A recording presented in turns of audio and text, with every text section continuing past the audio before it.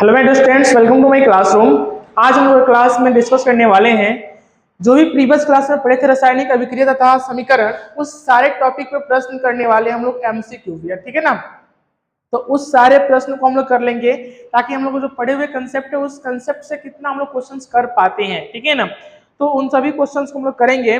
तो पहला कारण है कि अवकारक क्या होता है, ठीक है ना। अवकारक, तो पहला क्वेश्चन आपके सामने मैं लिखता हूं। सब्जेक्ट तो आपको पता ही है क्या है, रसायन शास्त्र, ठीक है। रसायन शास्त्र क्लियर दिख रहा है, दिख रहा है क्लियर आपको, ठीक है। तो रसायन शास्त्र का टॉपिक है और क्लास 10th है। क्या है यह? Class 10th। आप जो भी प्रीवियस क्लास में, जो भी पिछले क्लास में आप पढ़े हो, उन सभी टॉपिक पे हमें प्रश्न करना है और प्रश्न करके अपने कंसेप्ट को क्लियर करना है ताकि जो एमसीक्यू हमारे एग्जाम में आते हैं उस एग्जाम में हम लोग कर पाए, ठीक है ना।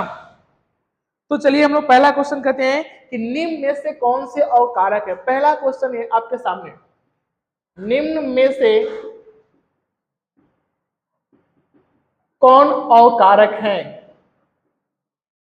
अवकारक है, निम्न में से कौन अवकारक है? ऑप्शन H2, O2, H2S,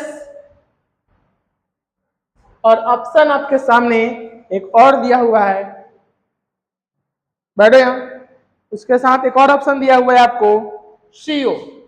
बताइए और इसका आंसर क्या होगा? इसमें से अवकारक कौन है आपको बताना है। जल्दी से बताइए कि अवकारक इसमें कौन है।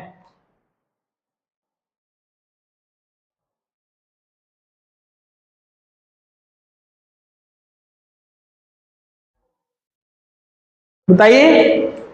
जब कोई यौगिक नहीं बता पाए, हाँ, एक लड़के का कमेंट है कि सर H2SS, बिल्कुल सही है बेटा। देखो, जब कोई यौगिक ऑक्सीजन या हाइड्रोजन प्राप्त करता है या खोता है तो उस प्रोसेस को हम करते हैं अवकारक। तो राइट ऑप्शन हो जाएगा यहाँ पे H2S। क्या हो जाएगा right answer? H2S is the अवकारक। क्या होगा? अवकारक। H2S इज द अवकारक। सेकेंड क्वेश्चन की तरफ चलते हैं। दो पदार्थों के बीच, अगला क्वेश्चन, दो पदार्थों के बीच, दो पदार्थों के बीच, दो पदार्थों के बीच के पुनर्संगठन को क्या कहते हैं? दो पदार्थों के बीच, दो पदार्थों के बीच के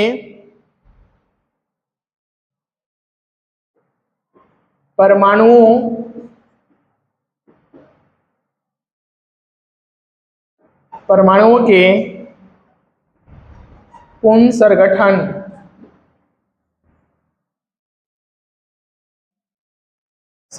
को क्या कहते हैं? बताएगा मुझे कोई? मैं पढ़ाया था आप लोगों को डबल डिस्प्लेसमेंट रिएक्शन, उभय विस्थापन अभिक्रिया, क्या कहते हैं? तो आपके सामने ऑप्शन है, ऑप्शन नंबर ए रासायनिक अभिक्रिया। सभी को मैं ऑप्शन के साथ कराऊंगा। रासायनिक अभिक्रिया। Option number B, option number B में है आपको संयोजन। ऑप्शन नंबर सी में है आपको रासायनिक संयोग।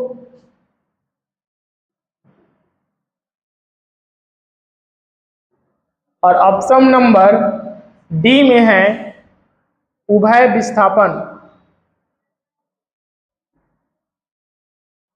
उभय विस्थापन बताना है इसमें कौन सा ऑप्शन सही है।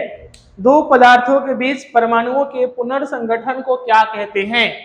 तो दो पदार्थों के परमाणुओं के बीच के पुनर्संगठन को हम लोग कहते हैं उभय विस्थापन, यानी डबल डिस्प्लेसमेंट रिएक्शंस। क्या कहते हैं? डबल डिस्प्लेसमेंट रिएक्शन, ठीक है ना, याद रखिएगा। चलिए अगले प्रश्न की तरफ हम लोग चलते हैं। ऑक्सीकारक क्या होता है? ऑक्सीकारक, निम्न में से ऑक्सीकारक कौन है? निम्न में से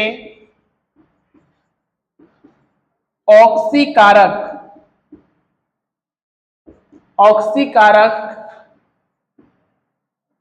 कौन है? अब देखिए, आपको जब हम कंसेप्ट पढ़ा रहे थे तो उसमें पढ़ाए थे ऑक्सीकरण और अवकरण, ठीक है ना। अब देखिए ऑक्सीकरण क्या होता है, यानी रेडॉक्स रिएक्शन, और एक में पढ़ा था एक ऑक्सीडेशन रिएक्शन, एक रेडॉक्स रिएक्शन, ठीक है ना। तो यहाँ पे आपसे ऑक्सीकारक के बारे में पूछा जा रहा है, ठीक है ना। यहाँ पे अवकारक के बारे में पूछा गया था, और यहाँ पे आपसे रेडॉक्स रिएक्शन के बारे में पूछा, यानी यहाँ पे ऑक्सीडेशन स्टेट पूछा गया था, और यहाँ पे आपसे क्या पूछा जा रहा है? Redox reaction. यानी ऑक्सीकारक कौन कौन है? तो ऑप्शन आपके सामने मैं लिख रहा हूँ H2, ए में मैं लिखता हूँ H2, बी में मैं लिखता हूँ H2S, और सी में मैं लिखता हूँ O2, और डी में मैं लिखता हूँ आपके सामने CO। बताना है आपको राइट आंसर क्या होगा। राइट आंसर क्या होगा बताइए, ऑक्सीकारक क्या होते हैं? हाँ, B. B will be wrong answer. यहाँ पे right answer will be C, O2। क्या होगा? राइट आंसर O2 होगा। ऑक्सीकारक हो रहा है बेटा यहाँ पे, मतलब यहाँ पे क्या हो रहा है? ऑक्सीजन को हम लोग क्या कर रहे हैं? बताओ, कंसेप्ट पढ़े हो ना, ऑक्सीकारक क्या कहलाता है? बताओ मुझे, ऑक्सीकारक क्या होता है? मुझे बताओ। जब कोई पदार्थ ऑक्सीजन गेन करता है, क्या करता है? गेन करता है या लॉस करता है, यानी खो देता है या प्राप्त कर लेता है, तो उस प्रोसेस को हम लोग क्या कहते हैं? ऑक्सीकारक। तो यहाँ पे ऑक्सीकारक के रूप में कौन है? O2 है। कौन है? O2, ठीक है। अगला प्रश्न हम डिस्कस करते हैं आप लोगों के सामने। रासायनिक अभिक्रिया में भाग लेने वाले पदार्थ कहलाते हैं? रासायनिक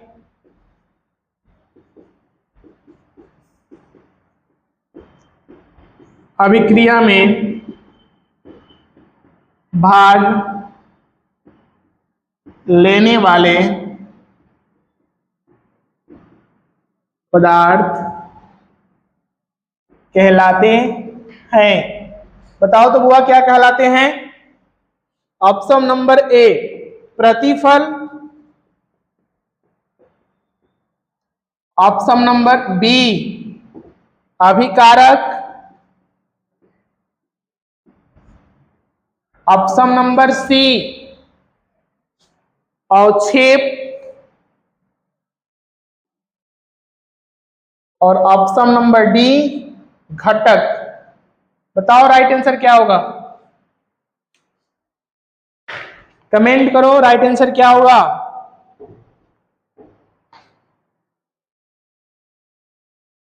तो रासायनिक अभिक्रिया में भाग लेने वाले पदार्थ जो होते हैं वह अभिकारक कहलाते हैं। क्या कहलाते हैं? अभिकारक। मैं आपको बताया था जब रासायनिक अभिक्रिया पढ़ा रहा था, तो मैंने जब बोला था कि जब कार्बन में जब ऑक्सीजन मिलता है तो बनाता है CO2। क्या बनाता है? CO2, carbon dioxide.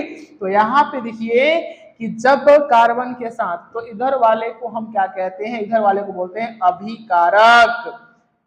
और यही जो होते हैं वो रासायनिक अभिक्रिया में क्या कर रहे हैं? भाग ले रहे हैं। और भाग ले रहे हैं तो इस घर वाले को कहते हैं हम लोग प्रतिफल। क्या कहते हैं? प्रतिफल, यानी प्रोडक्ट बोलते हैं। क्या बोलते हैं? प्रोडक्ट बोलते हैं, ठीक है। इतने सारे क्वेश्चन को आप लोग अपनी कॉपी में नोट डाउन भी करते चलिएगा, ठीक है ना। अब सवाल यह आता है कि रासायनिक समीकरण में यदि हम लोग जलीय विलयन को किसी यौगिक को किस प्रतीक को द्वारा दर्शाया जाता है?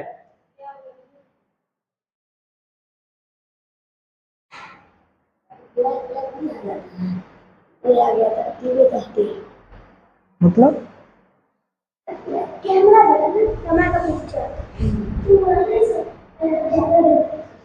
ज्यादा देर पे चलता तो आ जाता है ना, कटा नहीं ना था, तुम लोग वो नहीं।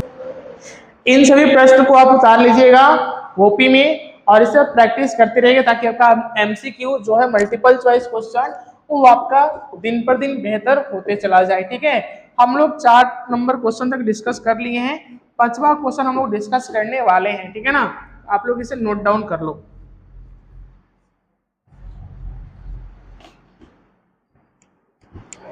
जो भी कंसेप्ट आप लोग पढ़े हो ना, उसी कंसेप्ट के बेस पे सारे क्वेश्चंस हैं, कोई क्वेश्चंस बाहर से नहीं है। यदि आप कंसेप्ट को रिवाइज करके आए हो क्लास में, तो सारे प्रश्न को आप लोग कर लोगे।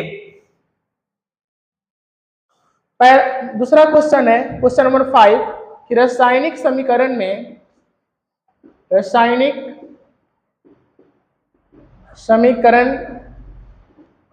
में जलीय विलयन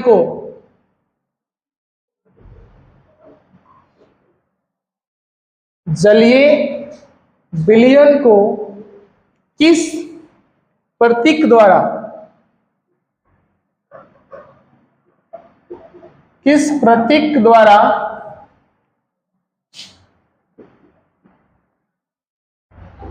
दर्शाया जाता है?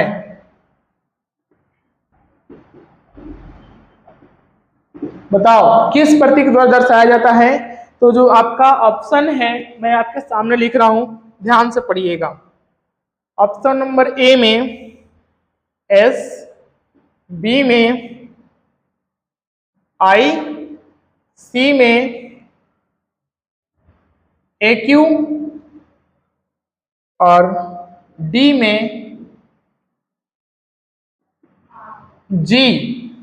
आपको बताना है कि इसमें से कौन सा ऑप्शन सही है। तो आप देखो जलीय विलयन, तो जलीय विलयन को हम लोग बोलते हैं एक्वा सॉल्यूशन। क्या बोलते हैं? Aqua solution. तो कह रहा है कि रासायनिक समीकरण में यानी केमिकल, जब हम इक्वेशन की बात करते हैं तो केमिकल इक्वेशन में कहता है कि अगर कोई जलीय विलयन हो तो उसको किस प्रतीक से हम लोग दिखाएंगे, यानी वो अगर कोई एक्वा सॉल्यूशन हो उसे हम लोग कैसे दिखाएंगे? तो उसे हम लोग दिखाएंगे ए क्यू से। किसे दिखाएंगे? ए क्यू से। इसमें फिल करो तो उससे हम लोग दिखाएंगे ए क्यू से। किसे दिखाएंगे हम लोग? ए क्यू से दिखाएंगे, ठीक है ना, याद रखिएगा। एक्वा सॉल्यूशन यानी ए क्यू से दिखाते हैं, ठीक है। Right option A Q. Next question number 6 की तरफ चलते हैं। क्या कहता है? तो देखिएगा, कहता है कि निम्नलिखित में कौन रासायनिक अभिक्रिया की विशेषता नहीं है? तो निम्नलिखित में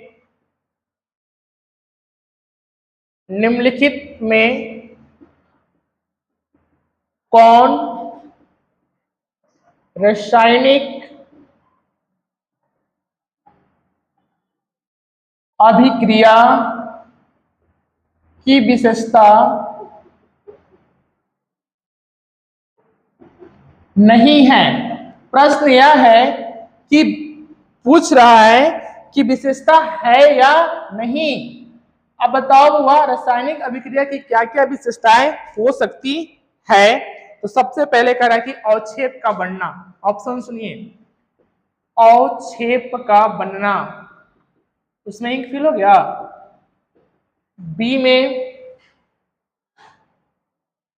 में है ऑप्शन रंग परिवर्तन। सी नंबर ऑप्शन में है अपचयन, वायु का अवशोषण।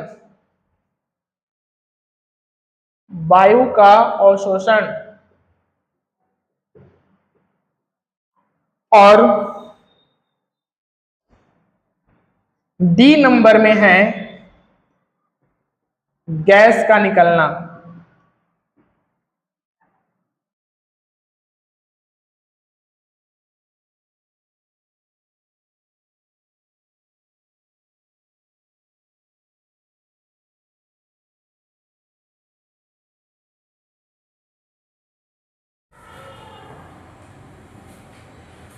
तो यहां से हम लोग डिस्कस करना है। एक्चुअली माइक डिस्चार्ज हो गया था, जिस वजह से वाइब्रेशन स्लो हो गई थी, तो उसमें आवाज नहीं आ रहा था। तो हम लोग यहां से डिस्कस करते हैं, ठीक है।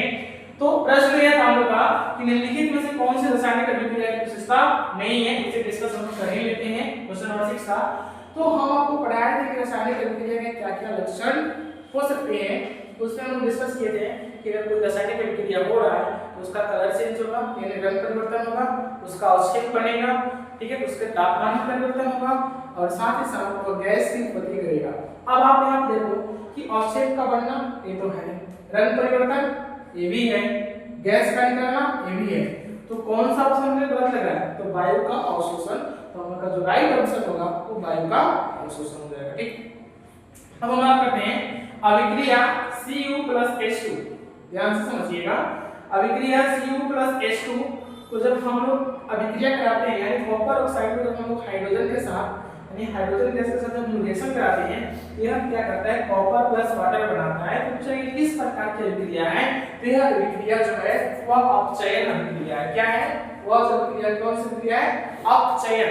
कौन सी अभिक्रिया, अपचयन यानी रिडक्स रिएक्शन। कौन सा, रिडक्स रिएक्शन, रिडक्शन रिएक्शन होता है। ठीक है ना, अपचयन अभिक्रिया है। कौन सा है, अपचयन अभिक्रिया है। ठीक है, अगले प्रश्न की अगर हम बात करें आपके सामने, तो चलिएगा और ध्यान से समझने का प्रयास कीजिएगा कि अगला प्रश्न क्या हो सकता है। ठीक है, तो हम लोग अगला प्रश्न बात करते हैं क्वेश्चन नंबर 1। तो कहता है कि निम्नलिखित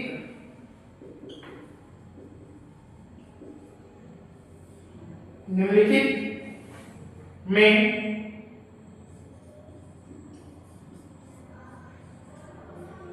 कौन संतुलित समीकरण नहीं है, संतुलित समीकरण नहीं है। यहां पे प्रश्न पूछा जा रहा है कि वो कौन सा इक्वेशन है, कौन सा समीकरण है जो कि संतुलित नहीं यानी बैलेंस नहीं है। पहला ऑप्शन सुनिएगा, ध्यान से देखिएगा।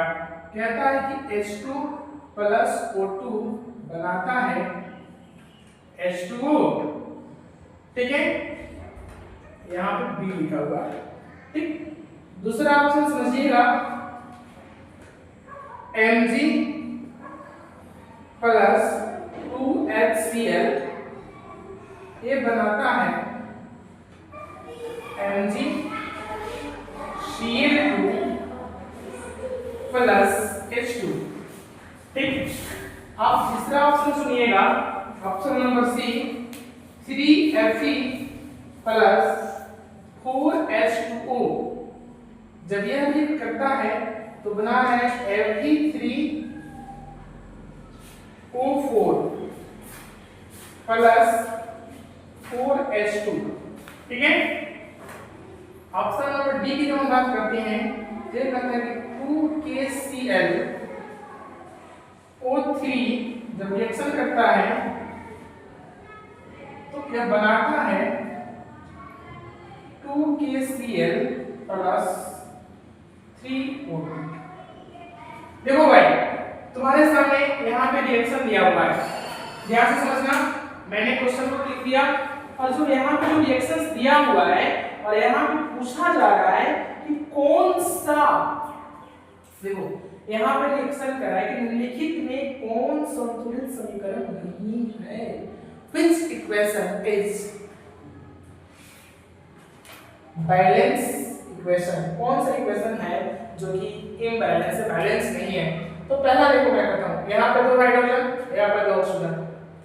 तो अब यहाँ देखो जो H2O बना, तो यहाँ पे 2 हाइड्रोजन, यहाँ पे ऑक्सीजन की पार्टिकल्स 1 मॉलिक्यूल यहाँ पे, ठीक है, अणु यहाँ पे 1 हो गया।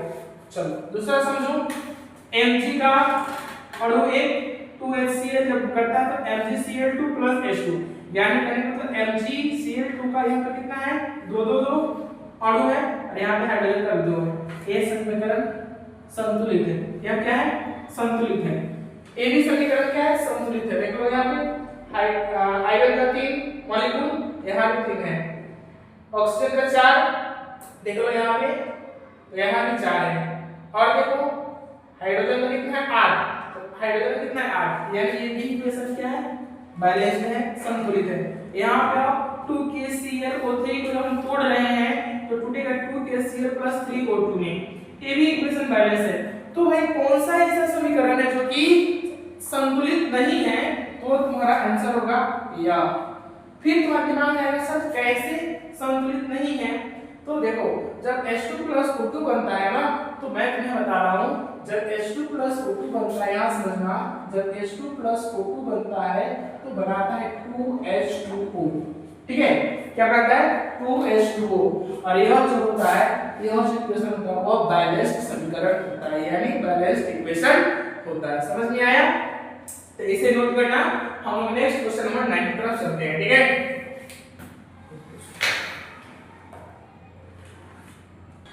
क्वेश्चन नंबर 9 डिस्कस करेंगे हम लोग।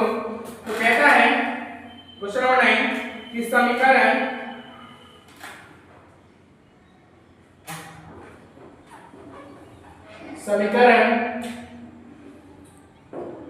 CaCO3 कैल्शियम कार्बोनेट को जब हम लोग उष्मा देते हैं, गर्म करते हैं, तो क्या होता है? यह टूटता है CO calcium oxide plus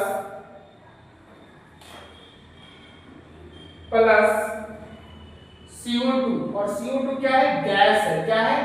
gas, carbon dioxide gas है। ठीक है ना? तो किस प्रकार का समीकरण है? तो किस प्रकार का समीकरण है? ठीक है, क्वेश्चन पूछ रहा है कि किस प्रकार का समीकरण है। ऑप्शन आपके सामने मैं लिख रहा हूं, ध्यान से समझिएगा। वियोजन,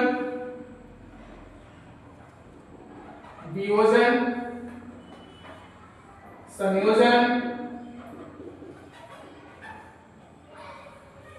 सी नंबर उभयगामी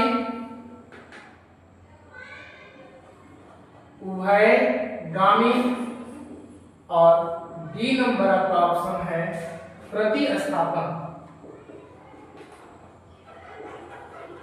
तो ध्यान से समझिए, आपके सामने 4 विकल्प दिए गए हैं, 4 ऑप्शन दिए गए हैं और इन चारों ऑप्शन में आपको बताना है कि जब हम इस इक्वेशन को, जब हम लोग हीट दे रहे हैं, हीट उष्मा दे रहे हैं, तो यह टूट रहा है। क्या कर रहा है? टूट रहा है। CO calcium oxide plus carbon dioxide gas यह टूट रहा है। तो टूटने के बाद आपसे प्रश्न पूछा जा रहा है कि यह कौन सा समीकरण है? अरे भाई, जब कोई किसी खुशहाल जिंदगी में जब कोई डिस्टर्बिंग एलिमेंट आके उसे डिस्टर्ब कर दे, तोड़ देता है, तो क्या कहते हैं? बिखर जाना। क्या कहते हैं? बिखर जाता है। तो उसको हम कहते हैं वियोजन। कौन सा आंसर होगा? वियोजन। क्या होगा? वियोजन। यानी इसमें जब हम हीट अप्लाई करेंगे ना, हीट अप्लाई करने के कारण यह जो रिएक्शन है वह टूट जाएगा 2 पार्ट्स में। तो इसको कहेंगे वियोजन, यानी हम लोग कह सकते हैं डीकंपोजिशन रिएक्शन। कौन सा रिएक्शन कहेंगे? Decomposition reaction. यहां पे बोलेंगे वियोजन अभिक्रिया। क्या बोलेंगे? वियोजन अभिक्रिया बोलेंगे। ठीक है ना? तो यहां से आपका क्लियर हुआ। नेक्स्ट क्वेश्चन हम आते हैं क्वेश्चन नंबर 10 पे। तो क्वेश्चन नंबर 10 क्या कहता है? ध्यान से देखिएगा। कहता है कि Cl2 प्लस 2Ki तो जब हम रिएक्ट करते हैं तो यह बनाता है 2KCl 2KCl प्लस I2। ठीक है ना? अब पूछ रहा है कि एक क्या है? एक क्या है? डैश क्या है? बताओ। कह रहे कि रिएक्शन क्या है? तो ऑप्शन आपके सामने दिया हुआ है, ध्यान से समझिएगा। कह रहा है कि संयोजन अभिक्रिया है, संयोजन अभिक्रिया है। बी में पूछ रहा है आपसे कि द्विविस्थापन अभिक्रिया है, द्विविस्थापन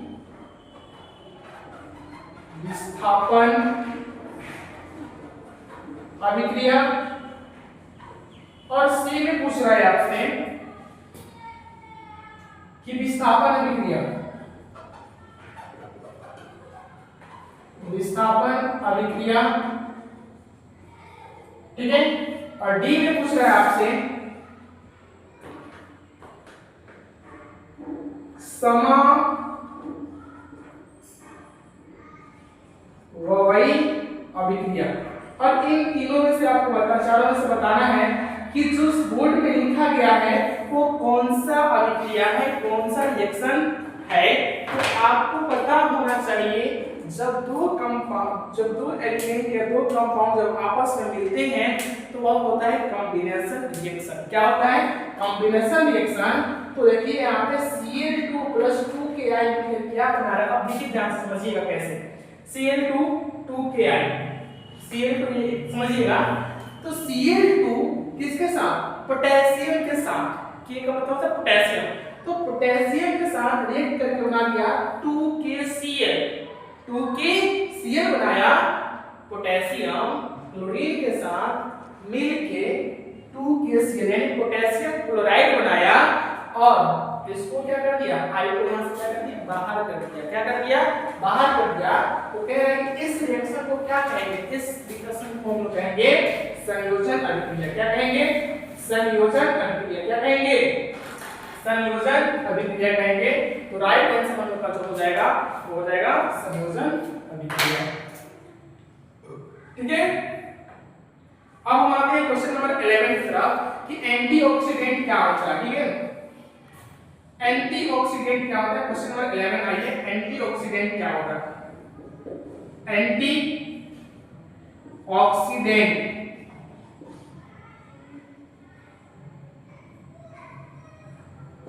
एंटीऑक्सीडेंट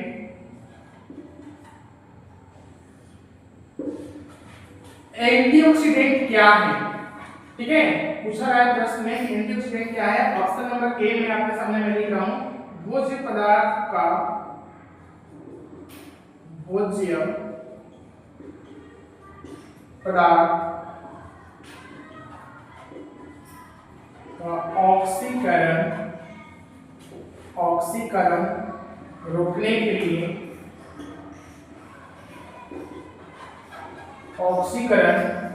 के लिए उपयुक्त पदार्थ। ठीक है, ये पहला ऑप्शन है।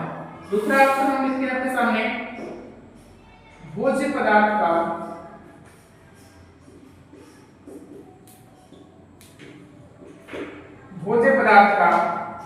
ऑक्सीकरण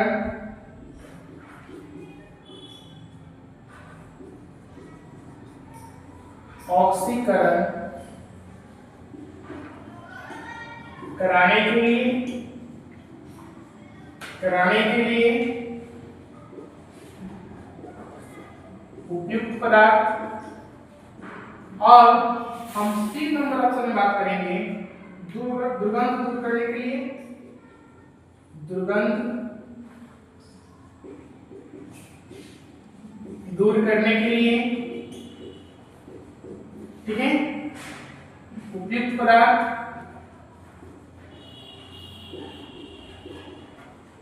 और डी नंबर हम बात करेंगे, इनमें से कोई नहीं।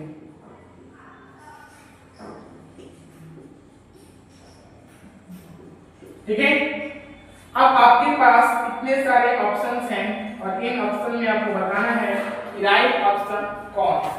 ठीक है, बताइए, आपके सामने क्वेश्चन है कि एंटीऑक्सीडेंट क्या है। एंटीऑक्सीडेंट बताना है क्या होता है। तो देखिए, एंटीऑक्सीडेंट है क्या, जरा सोचिए आप लोग कि एंटीऑक्सीडेंट का काम क्या होता है और एंटीऑक्सीडेंट होता क्या है। पहला ऑप्शन कह रहा है कि भोज्य पदार्थ का ऑक्सीकरण रोकने के लिए उपयुक्त पदार्थ। ठीक, दूसरा ऑप्शन कह रहा है कि भोज्य पदार्थ का ऑक्सीकरण कराने के लिए उपयुक्त पदार्थ और दुर्गंध दूर करने के लिए उपयुक्त पदार्थ और इनमें से कोई। 4 ऑप्शन है। अब देखिए, सबसे पहले अगर हम बात करें तो इनमें से कोई ऑप्शन वाला पहला तो पहले ही हट जाएगा, ये नहीं होगा। आइए सिग्नल की बात करते हैं, दुर्गंध दूर करने के लिए उपयुक्त पदार्थ, ये भी फॉल्स हो जाएगा। फिर बचा 2 ऑप्शन, तो कहते हैं भोज्य पदार्थ का ऑक्सीकरण कराने के लिए, नहीं, ये बिल्कुल गलत होता है। जब ऑक्सीकरण होगा तो भोज्य पदार्थ खराब हो जाएगा, भोज्य पदार्थ खराब हो जाएगा। जब खराब हो जाएगा तो फूड पॉइजनिंग हो जाएगा। इसलिए राइट आंसर जो होगा वो होगा हमारा भोज्य पदार्थ का ऑक्सीकरण रोकने के लिए उपयुक्त पदार्थ, यानी option A is right answer. क्या हो जाएगा, एंटीऑक्सीडेंट क्या है, एंटीऑक्सीडेंट भोज्य पदार्थ का एक ऑक्सीकरण रोकने के लिए उपयुक्त पदार्थ है। क्या है, यानी जो भोज्य पदार्थ लोग खाते हैं उसमें ऑक्सीकरण को रोकने का काम करता है और एंटीऑक्सीडेंट। क्लियर है, इसको नोट कर लीजिएगा। हम लोग क्वेश्चन नंबर 12 की तरफ बढ़ते हैं। ठीक है, तो मैं करता हूं बोर्ड को क्लीन और हम लोग डिस्कस करते हैं क्वेश्चन 12। क्वेश्चन नंबर 12 की हम बात करते हैं, कह रहे हैं कि श्वसन कौन सी अभिक्रिया है, श्वसन कौन सी अभिक्रिया है। ठीक है, तो हम लोग बात करते हैं श्वसन के बारे में। तो देखिए, अगर आप इंग्लिश थोड़ा जानते हैं तो आपको पता होना चाहिए दो कंसेप्ट होता है, एक होता है ब्रीदिंग और दूसरा होता है रेस्पिरेशन, और दोनों अलग अलग हैं। ब्रीदिंग जो होता है वो फिजिकल चेंज होता है, ध्यान से समझिएगा, और ये जो होता है रेस्पिरेशन वो केमिकल चेंज होता है, ठीक है ना। यानी यह जो चेंज होता है वो रासायनिक परिवर्तन होता है, और यह जो ब्रीदिंग होता है सांस लेना, सांस हम ले रहे हैं वो ब्रीदिंग कहलाएगा, ठीक है ना।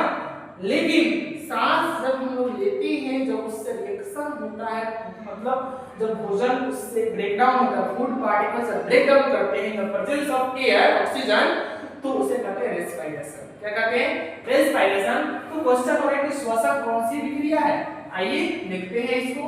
तो ऑप्शन नंबर ए में आपको दिया हुआ है, श्वसन के बारे में हम देखते हैं, तो कहता है कि ऑक्सीकरण, तो ऑक्सीकरण, और दूसरा ऑप्शन दे रहा है कि विघटन, विघटन, तीसरा ऑप्शन है संयोजन, तीसरा ऑप्शन है संयोजन, और चौथा ऑप्शन है आपके सामने विस्थापन।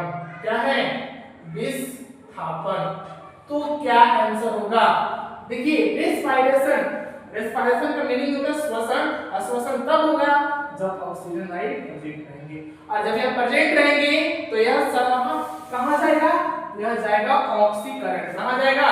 ऑक्सीकरण। कहां जाएगा? यह ऑक्सीकरण जाएगा। कहां जाएगा? ऑक्सीकरण में जाएगा, ठीक है। तो श्वसन कौन सी विक्रिया है? ऑक्सीकरण विक्रिया। कैसी विक्रिया है? ऑक्सीकरण विक्रिया, ठीक है। अब क्वेश्चन नंबर 13 की बात करते हैं। तो जब क्वेश्चन नंबर 13 की बात करेंगे हम लोग, तो समझिएगा ध्यान से क्वेश्चन नंबर 13 क्या कहता है। क्वेश्चन नंबर 13 कहता है कि भोजन का पचना, ये जो मैं जो भी क्वेश्चन करा रहा हूं डायरेक्ट पेपर में ही होंगे। भोजन का पचना कौन सी विक्रिया है? कौन सी अभिक्रिया है? अब देखिए हम लोग भोजन तो खाते हैं, और जो भोजन डाइजेस्ट होता है उसमें पूछा जा रहा है कि भोजन का पचना कौन सी विक्रिया है। तो चलिए आइए हम लोग डिस्कस करते हैं कि भोजन का पचना कौन सी विक्रिया है। तो कह रहा है कि उभय विस्थापन, उभय विस्थापन, यानी इसका मतलब होता है डबल डिस्प्लेसमेंट रिएक्शन, ठीक है ना। दूसरा हम बात करते हैं आपके सामने प्रकाश रासायनिक, प्रकाश रासायनिक, बिल्कुल गलत है यह, प्रकाश रासायनिक यानी फोटो केमिकल रिएक्शन। प्रकाश रासायनिक मतलब फोटो केमिकल रिएक्शन या लाइट केमिकल रिएक्शन आप बोल सकते हैं। सी नंबर की अगर हम बात करते हैं आपके सामने, तो होता है संयोजन, ठीक है। और डी नंबर की अगर हम बात करें, तो डी नंबर में आता है आपको ऑक्सीकरण, ऑक्सीकरण। क्या आता है? डी में क्या आता है? ऑक्सीकरण। तो भोजन का पचना कौन सी प्रक्रिया है, बताइए, कमेंट में बताइए आपको भोजन का पचना कौन सी प्रक्रिया है।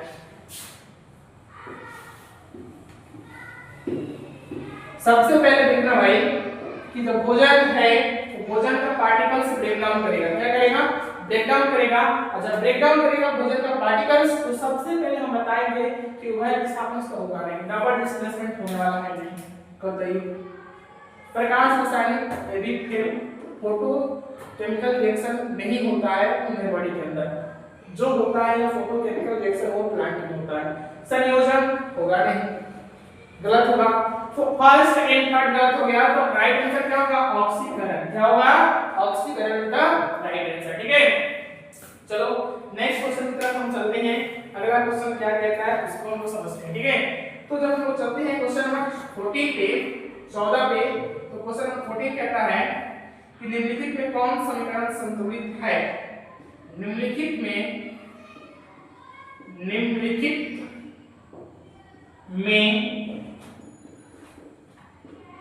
कौन सा समीकरण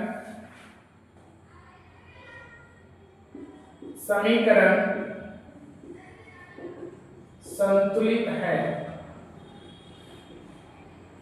ठीक है, कह रहे हैं कि कौन सा समीकरण संतुलित है। ऑप्शन आपके सामने दिया हुआ है H2 प्लस Cl2 बनाएगा HCl, ठीक।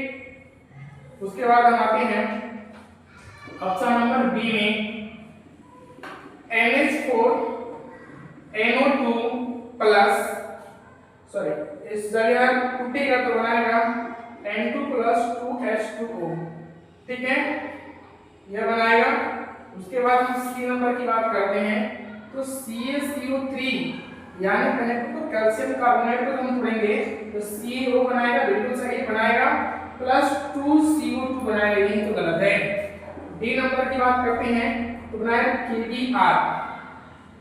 KBr potassium bromide plus Cl2 जब बनाता है तो बनाएगा KCl प्लस Br2। अब आइए हम लोग डिस्कस करते हैं कि इनमें कौन सा रिएक्शन, कौन सा समीकरण संतुलित है। आपके सामने बोर्ड पे लिखा हुआ है और हम समझने का प्रयास करेंगे।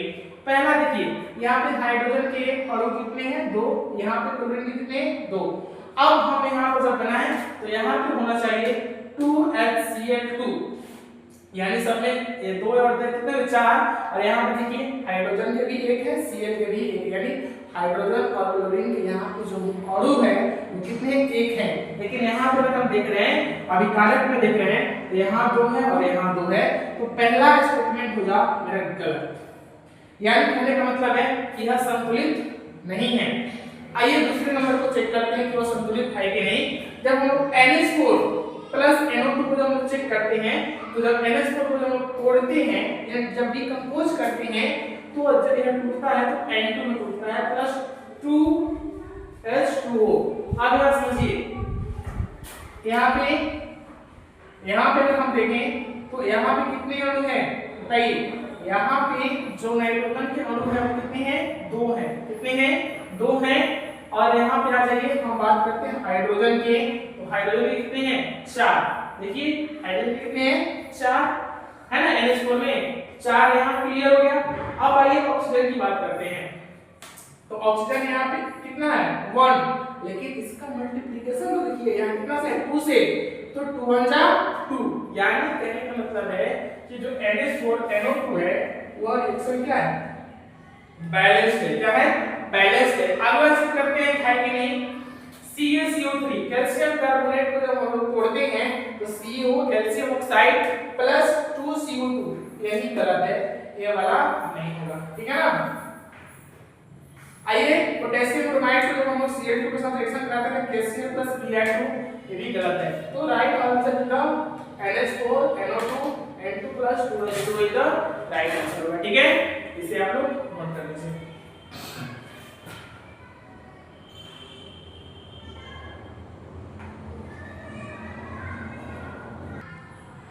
तो इसे आप लोग नोट कर लीजिएगा, ठीक है। नोट करने के बाद देखिए क्या करना है। हम लोग कल की क्लास में डिस्कस करेंगे क्वेश्चन नंबर 15 से, यानी 15 नंबर क्वेश्चन से रिएक्शन से ही पढ़ेंगे कि जब Fe3O2 प्लस 2AI के साथ रिएक्शन कराएंगे तो क्या होगा, ठीक है, और कौन सा अभिक्रिया होगा, ये सभी रिएक्शन हम लोग पढ़ेंगे। फिर से एलपीजी में कौन सा घटक होता है, इन सभी सारे क्वेश्चन हम देखेंगे।